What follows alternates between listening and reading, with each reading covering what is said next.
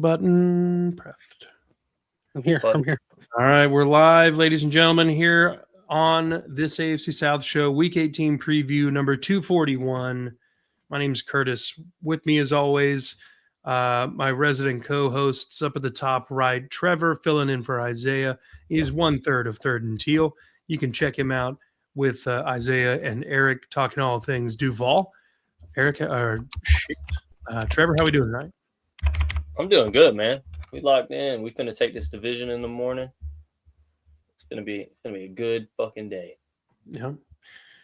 Down at the bottom, we got Andrew, who's one half of Titans Table for Two. You can check he and his brother Christian out as they talk Titans. We are without a Colts representative tonight. So are the playoffs. They've missed like 2 out of the last 3 previews. Yep. They're really taking this downfall hard. They are. I think everyone in the comments should go and flood their comments with L's for missing the shows. Let's take a gander real quick before we get into everything about maybe why the Colts are so upset. Oh, And they had like a 98.2% chance of making it at this point. This was after Houston had beaten the Bills on Thursday Night Football. All they had to do was not fuck it up. What'd they do? Fucked it up. Exactly. tragedy has struck. Uh-oh. Talk about tragedy. My fucking ring light's trying to fucking shit the bed. Tragedy. Look at the fucking 8-2. Now they're looking at 8-8. God, I'd hate to be a Colts fan. Hold on. Hello, darkness, my old friend. Literally. To talk with you again. But yeah, now that the Colts are pretty much done for, let's talk about the injuries. There's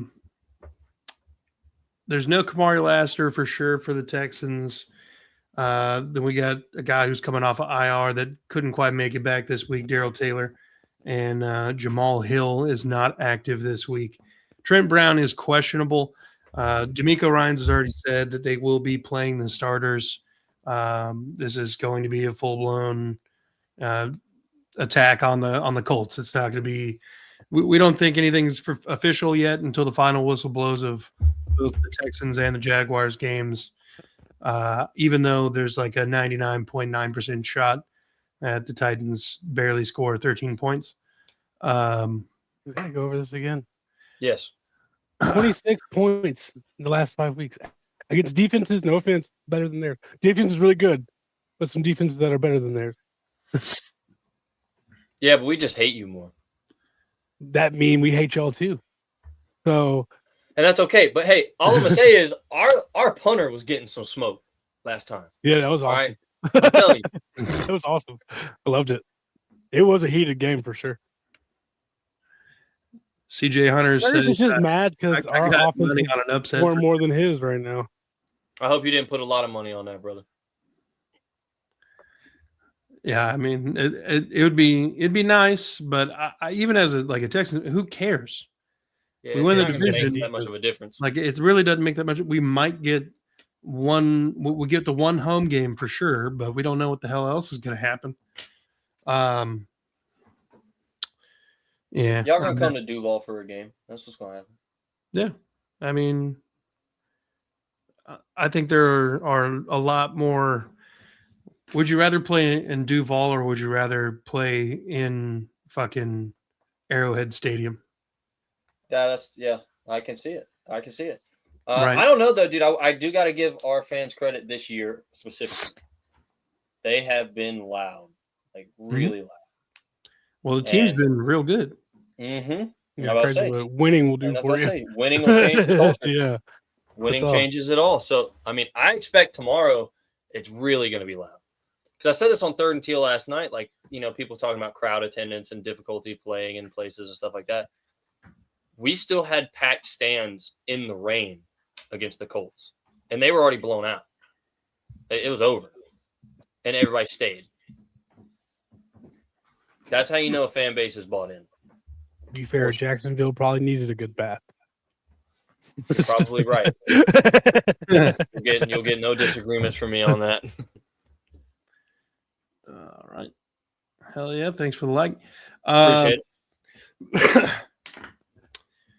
Yeah. I don't know. At this point, though, for the Jags and the Texans, I mean, we don't, obviously with things on the line, you can't pull people too early, but you run the risk the longer you play them of a name getting hurt in a game that both of us should be able to kind of not necessarily walk through, but yeah, breeze through. Yeah. Yeah. I would make this point to that though. Like this is one thing. Like I've never been the biggest fan of sitting people, unless like if you're locked into the 1 seed, like there's nothing that can change it by like week 15. That's different.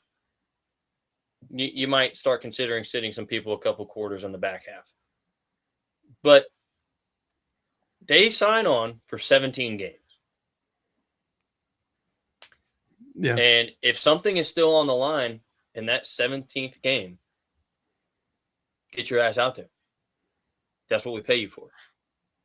And between the Texans and the Jaguars, I think a home playoff game would make the world of difference for the Jaguars.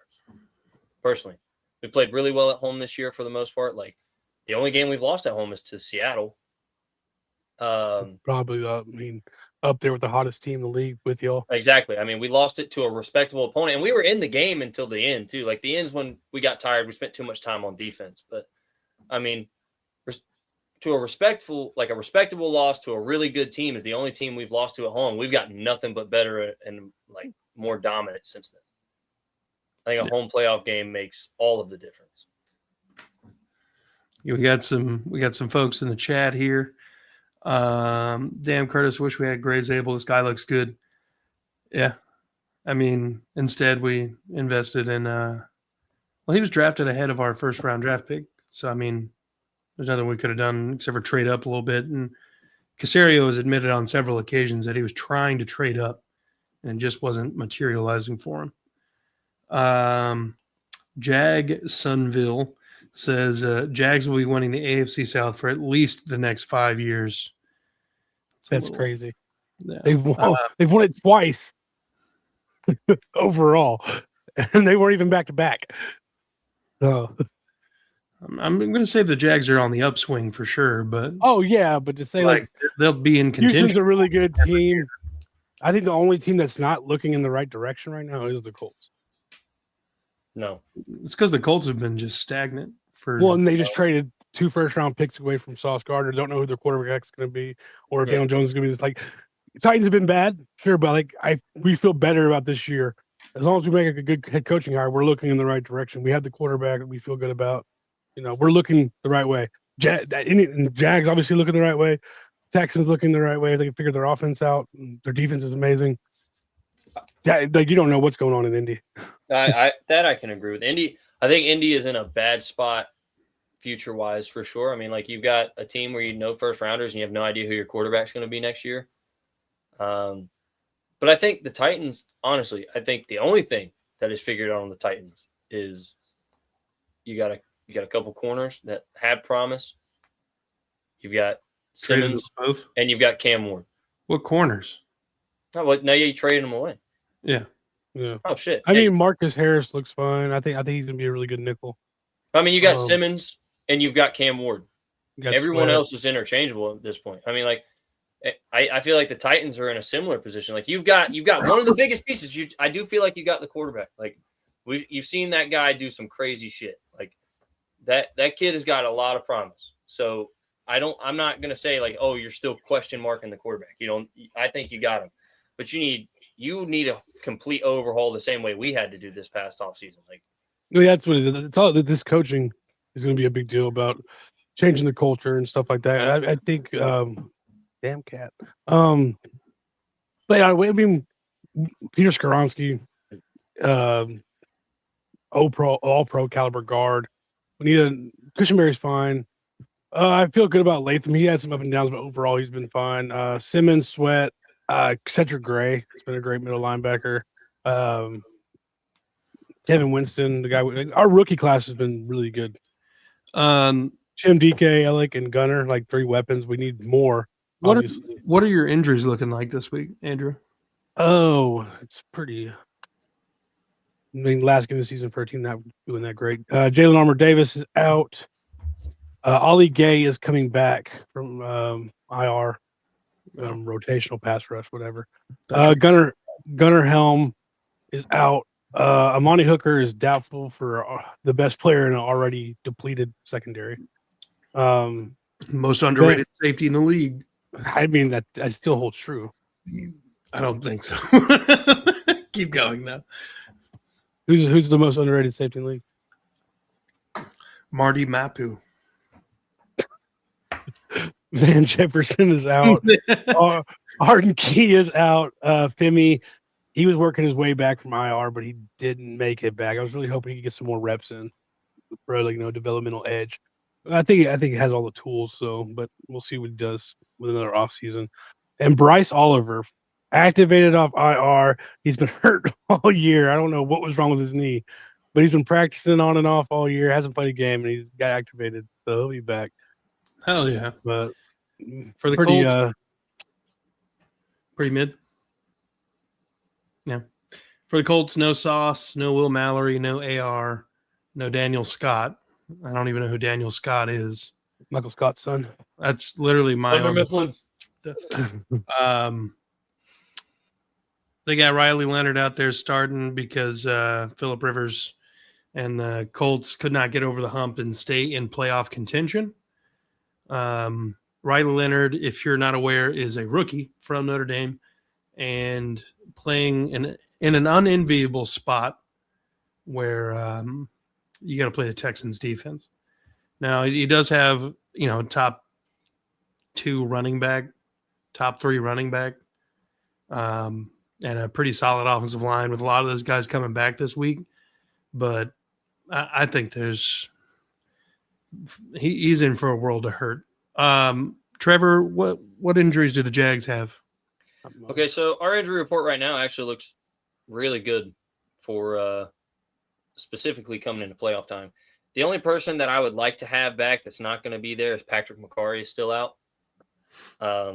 However, I think us putting, Van Lanen at left tackle, hopefully Walker Little can just stand in the way at guard on the right side, at least. But everybody else, they have some stuff going on. We got plenty of people that are showing up on it, but none that are affecting their practice or participation. Like Bashaw Tootin returns this week, so our running game can be more eccentric again. We can have the 1-2 punch back like we like to do, which is great. I think that's perfect timing. He can come back, get back in the flow state before the playoffs. Love that. I mean, honestly, I think we look really good. Jalen McLeod's out, which is one of our rookie linebackers, but he was barely seeing time anyway. All things considered, I think we look pretty good. Okay. Hell yeah. Let's take a look at where everybody is sitting right now before the games of this weekend take place.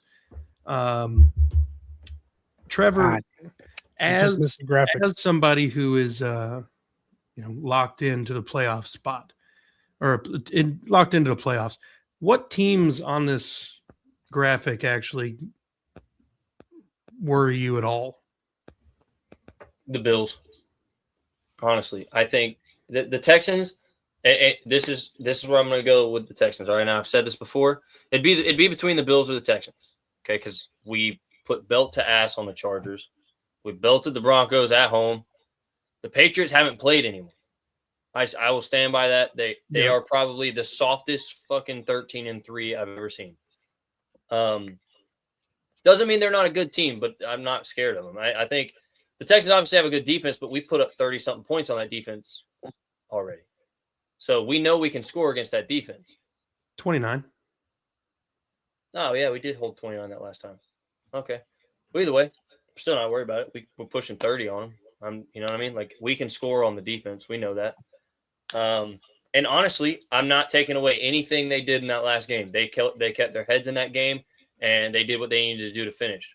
we took our foot off the gas, and that's what killed us. It was a typical story of you've got to stay you foot down all the way through. You have to play a full 60-minute game, and we did not do that. That's what we get. Yeah.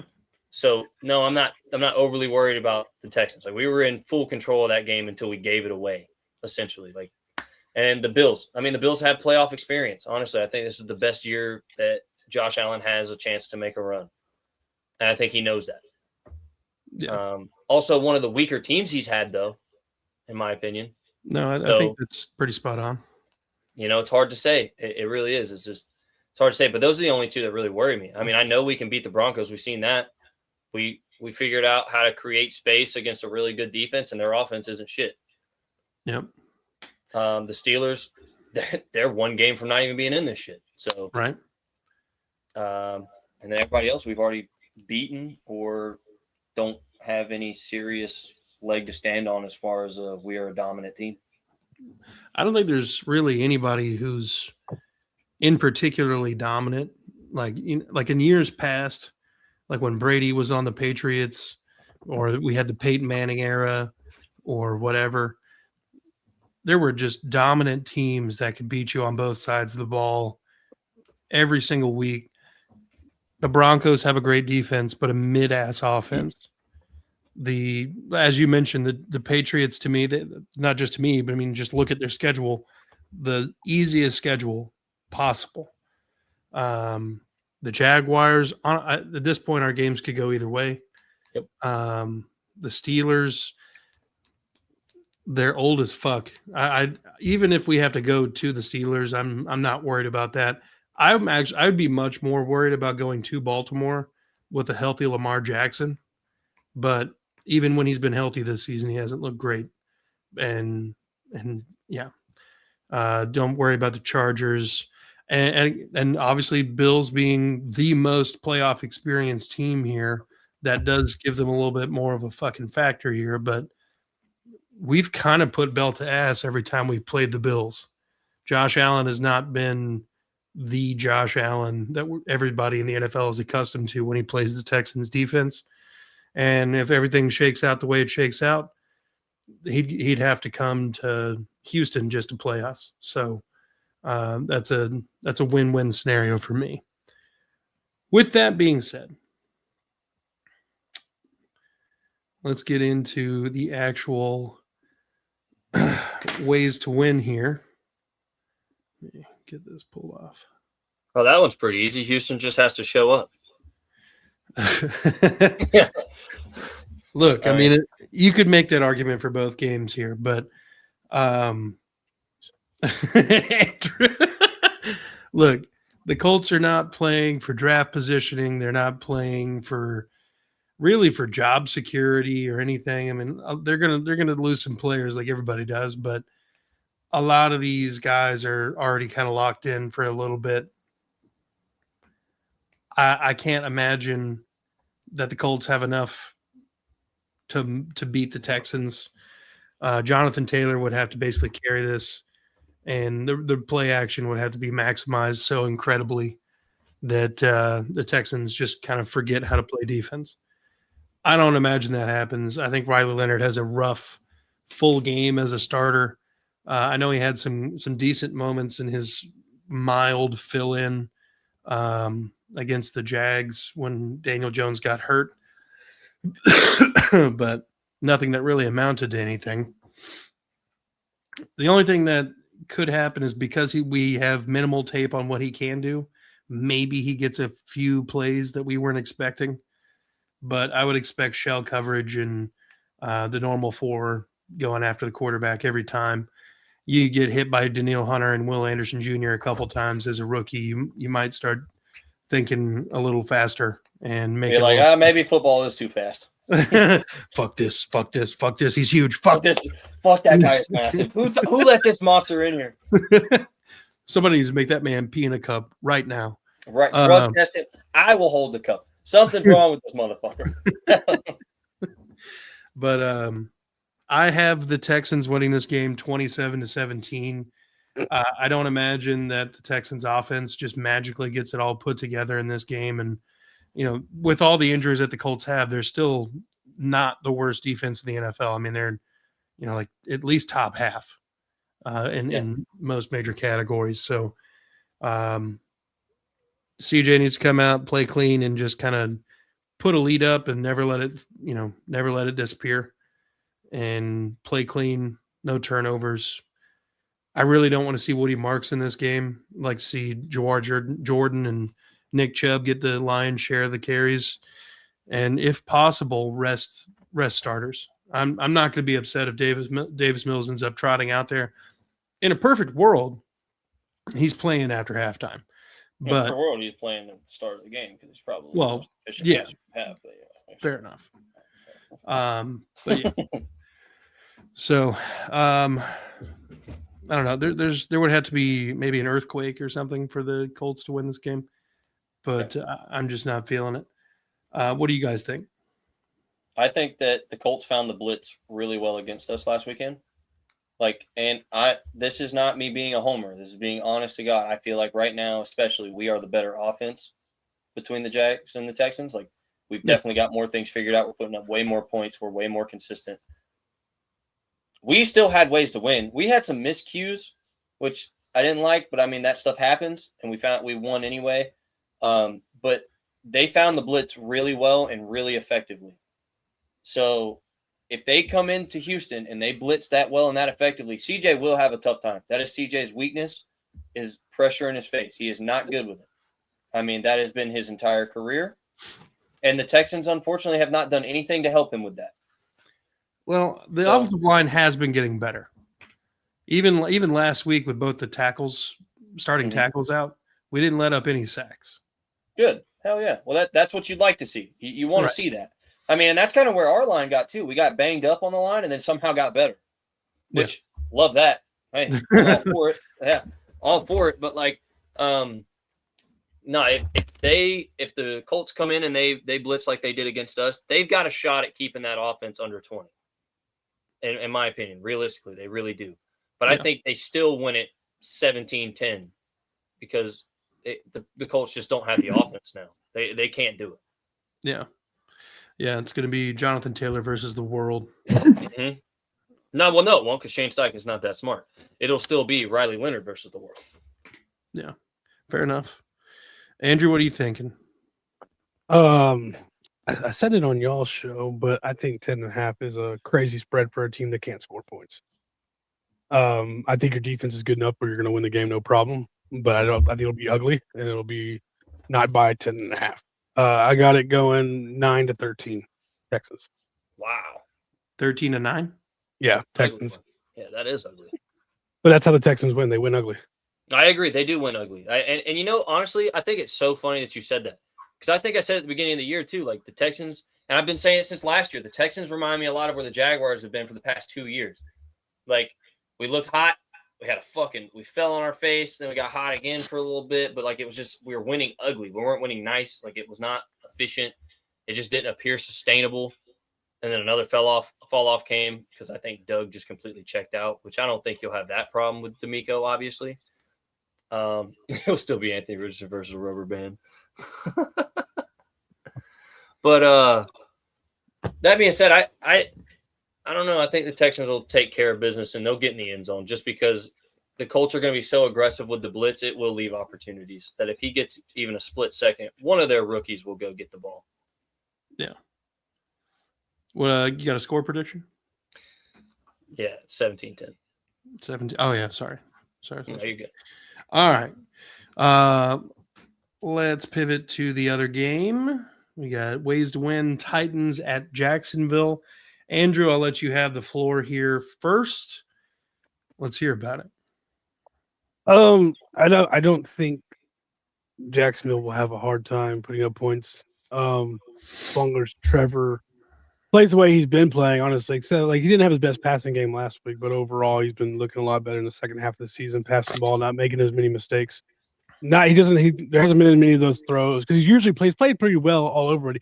There was a handful of plays every week where you're like, oh, why the hell did you do that? That wasn't a great throw. He's minimized those. Last week wasn't a great game for him, but they did what they had to do to win. He still had 2 rushing touchdowns. But his passing, but as long as he passes the ball, which he shouldn't have any problem with on our secondary, they'll look really good. Like I'm over here, messing around with you guys. Jacksonville should win this game, but I don't think 13.5 and is a lot. And especially for a team who has been putting up 26 points a game in the last 5 weeks. We get some really good defenses, Cleveland being one of them. No.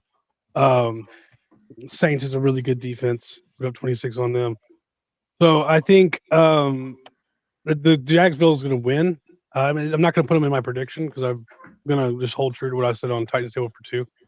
But Jacksonville should win. I don't think they cover that spread, though. I'm going to say my prediction is going to be 30-29 Titans, but Jacksonville should win this game. Okay. But not by 13.5. That's insane. All right, Trevor. This isn't the same team they played 6 weeks ago, especially offensively. I don't know. That's tough. I think every time someone said we won't cover the spread, we cover the spread and then put more on top of it. Every time. Like the Chargers, we were actually the underdog. And we fucking decimated. We were the underdog against the Broncos, and we won by over 14 on them. Like I'm telling you, when the team needs to show up, I'm going to be completely honest. I don't know what Liam's doing in there, and I know it's just a bunch of attitude. That's what it is. But like, dude, they've got plenty of momentum and plenty of things to use to really get these guys going against the Titans. Like, fuck Jeffrey Simmons. Fuck anybody that had anybody to say anything after that game last time. And the fact that we got a couple Pro Bowl snubs for sure. Like Devin Lloyd being snubbed for the Pro Bowl. I don't give a shit what you say about anybody else on this team not making the Pro Bowl. Devin Lloyd not being a Pro Bowler just absolutely solidifies as a popularity contest and has absolutely nothing to do with football.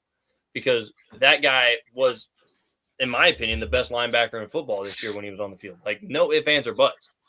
So they've got plenty of things to motivate. And to think, too, they know that the division title's on the line. They want the home playoff game. They want it. And they've emphasized it. They've talked about it a lot.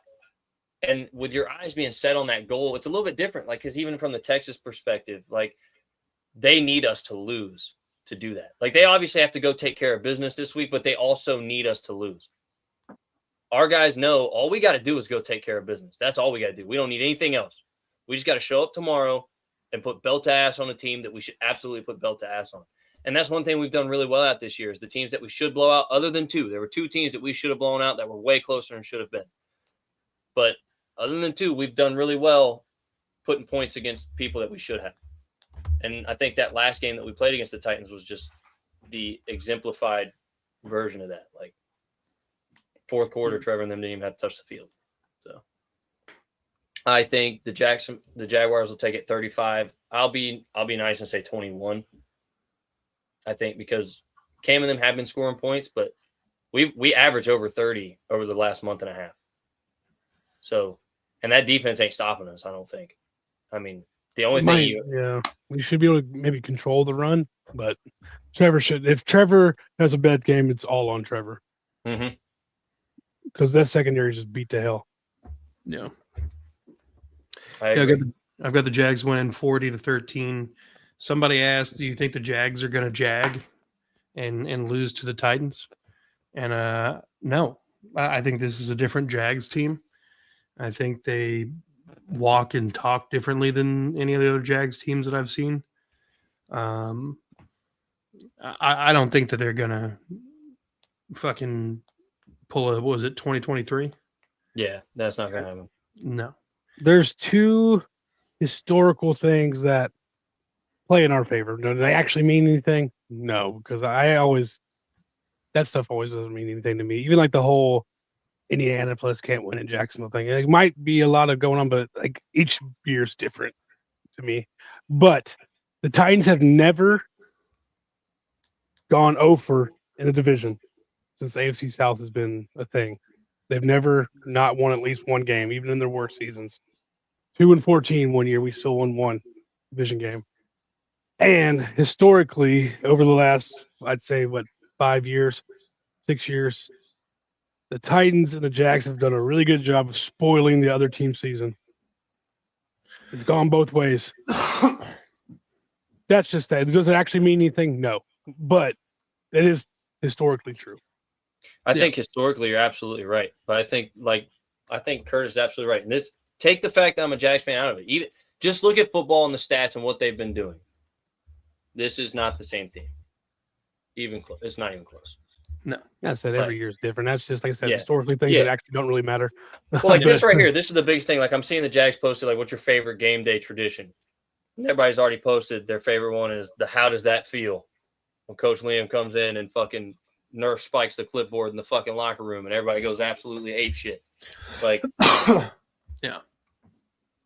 That's a fucking that's a culture there. Mm-hmm. They have established the culture. Like, and I talked about it on this on the Third and Teal show last night. This one we did last night. That when Cole Van Lannon got his extension, you saw the defensive guys posting it too. Yeah, you don't see that very often.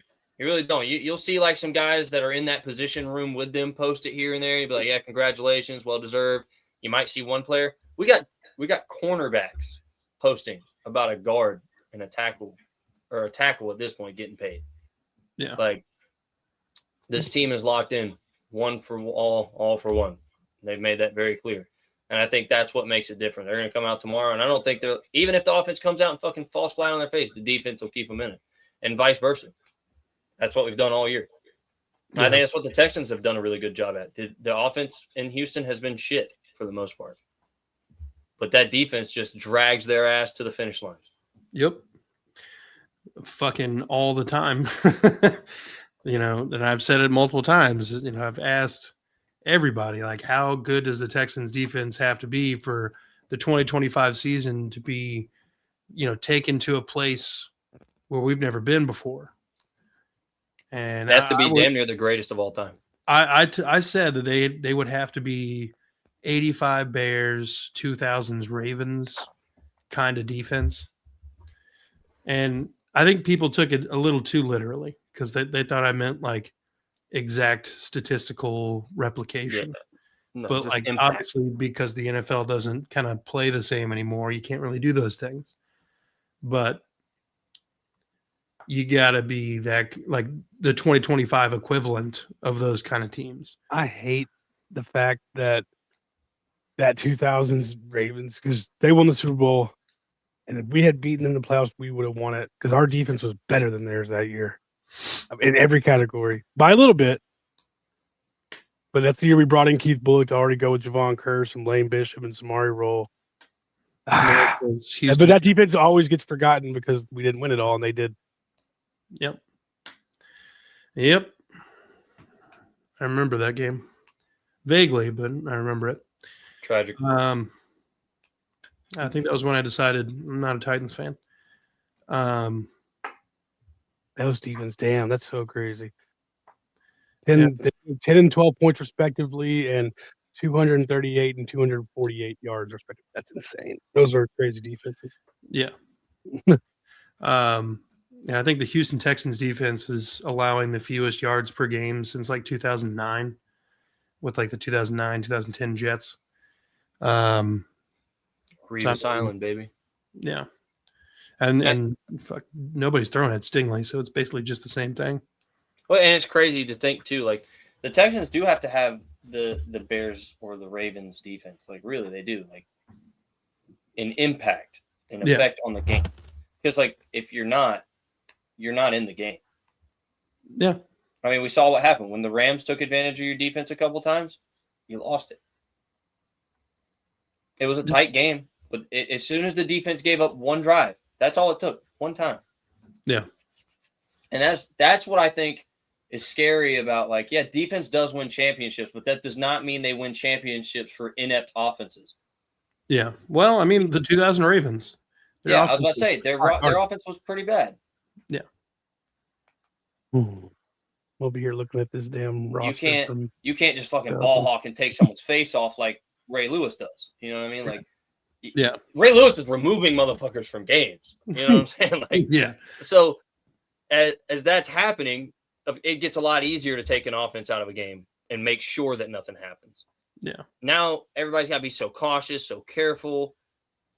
It almost the game almost forces you to give up scores. Like you almost have no choice now. At some point, you're going to give up some points, and that's why shutouts don't happen that often anymore. Yeah. I mean, they just don't. They used to happen, but they really don't happen that much anymore. It's because you can't be as physical. You can't be as much of a missile to the ball as you'd like to be. So when you see nowadays, I don't think you can go all the way and win it all with a completely inept offense. I mean, like, no, you can contend because your defense is that fucking good. Yeah. I mean, but at one point, and like say you got what, like a 4-game stretch between the big one and the playoffs, right? One of those drives is gonna fall short on the defensive side of the ball, and you're gonna be left wondering that whole time: is this the one? Mm-hmm. Like, is this the one that breaks the camel's back?